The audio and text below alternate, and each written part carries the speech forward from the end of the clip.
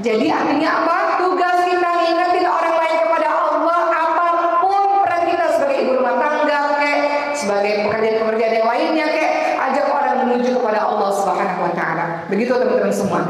Itu kiprah kita harusnya ya. Jadi sekarang saya mau bahas keutamaan dakwah. Sekarang teman-teman sudah tahu dakwah itu apa? Tugas kita semua, ngajak orang kepada kebaikan. Ketiga, bisa kalau bersama-sama.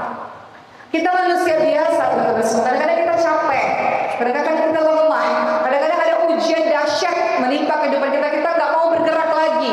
Tapi kita bisa kalau kita berada dalam circle orang-orang soleh, circle orang-orang baik. Bisa kalau kita bersama-sama. Gitu ya, teman-teman semua. Apakah anak berkebutuhan khusus akibat perbuatan orang tuanya di masa lalu? Bisa jadi, ada dua jawabannya. Bisa jadi disebabkan karena dosa-dosa orang tuanya, bisa jadi karena ini murni ujian dari Allah Subhanahu wa taala.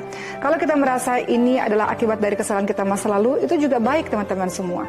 Karena ini membuat kita bukannya makin melemah, tapi membuat kita lebih banyak bertaubat kepada Allah Subhanahu wa taala.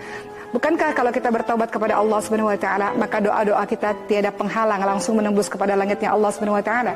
Yang membuat doa-doa kita terhalang akibat maksiat kita. Dengan adanya taubat yang kita ucapkan dengan penuh penyesalan setiap hari, maka insya Allah semua doa yang kita panjatkan dikabulkan oleh Allah Subhanahu wa taala. Teman-teman lihat dalam surah Nuh ayat 10 sampai 12.